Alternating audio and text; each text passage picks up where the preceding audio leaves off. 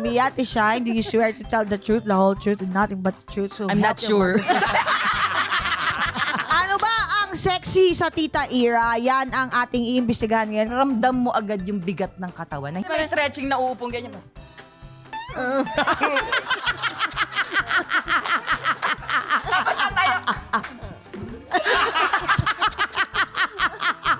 Basta ako, naramdaman ko maging payat. Okay na ako doon. Ngayon, okay ako ng ganito. Ang sarap kumain kaya.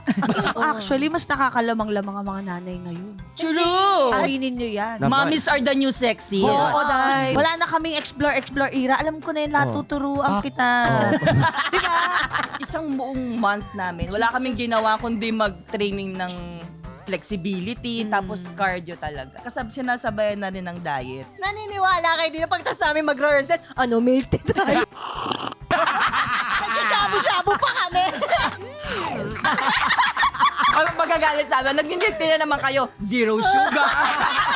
Naihipuan daw talaga kayo pag nagsushow. Pag dinumog ka na, hindi mo na alam kung sinong kamay yung nandoon. Pero yung iba kasi, nahuhuli talagang mo. Yung nakaganon. Ay, basta hilahin mo, gwapo ba? Gwapo ba? Dali mo sa van. Gala! Pag hindi gwapo, dali sa presinto.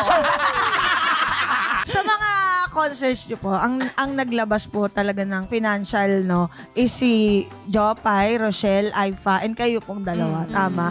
So, kayo po ang pinakamayaman sa sex bomb. Hindi. Naghahanap kami ng co-prod namin. May nakausap, tapos biglang wala. Ginosting kami. Ang sakit. Goal lang talaga namin ay makapag-reunion sa isang malaking venue na hindi namin nagawa nung time ng sex bomb. Nandito, nakikinig sa inyo ngayon, yung mga nang ghosting sa inyo na producers. Anong sasabihin niyo It's sa your kanila? loss. What? Hello, round 5. Kami nga pala yung pinakawalan nyo. Podcast for honor! Alam ko sa sarili ko kung hindi ako naging sex bomb, iba ang kwento ng buhay ko ngayon. Hindi ko mapapangasawa si Alex, hindi ako magiging artista, hindi ko alam kung anong kwento ko. Scammer ka. Available sa YouTube channel ng Yulol, Spotify at Apple Podcasts. Naka-live stream din po kami kada Sabado ng gabi sa Yulol. Pagkatapos ng Pipita Manaloto. Kasali ka rin sa hearing. Join na sa ating official Facebook page, Your Honor, Sumbungan Court.